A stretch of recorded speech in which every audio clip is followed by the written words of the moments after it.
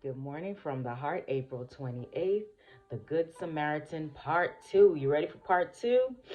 Luke 10, verse 34 says, So he went to him and bandaged his wounds, pouring on oil and wine, and he set him on his own animal, brought him to an inn, and took care of him.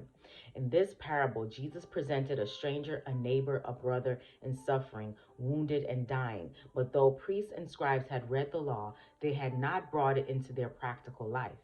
In speaking of the manner in which the priest and the Levite treated the wounded man, the lawyer had heard nothing out of harmony with his own ideas, nothing contrary to the forms and ceremonies that he had been taught were all the law required. But Jesus presented another scene. But a certain Samaritan, as he journeyed, came where he was, and when he saw him, he had compassion on him, and went to him and bound up his wounds, pouring in oil and wine, and set him on his own beast, and brought him to an inn, and took care of him.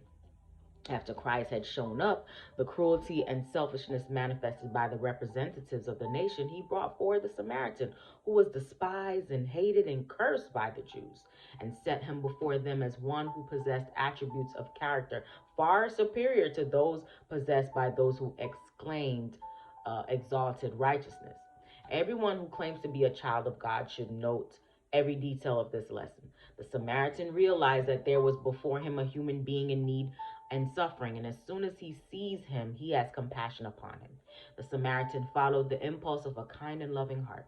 Christ so presented the scene that the most severe rebuke was placed upon the unfeeling actions of priest and Levite. But this lesson is not only for them, but for Christians of this day, and is a solemn warning to us that for humanity's sake we may not fail to show mercy and pity to those who suffer.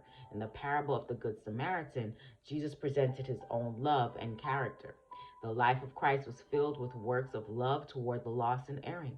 In the man bruised and wounded and stripped of his possessions, the sinner is represented. The human family, the lost race, is pictured in the sufferer, left naked, bleeding, and destitute. Jesus takes his own robe of righteousness to cover the soul, and whosoever believeth in him shall not perish, but have everlasting life. Hope you have an amazing day. Live from the heart.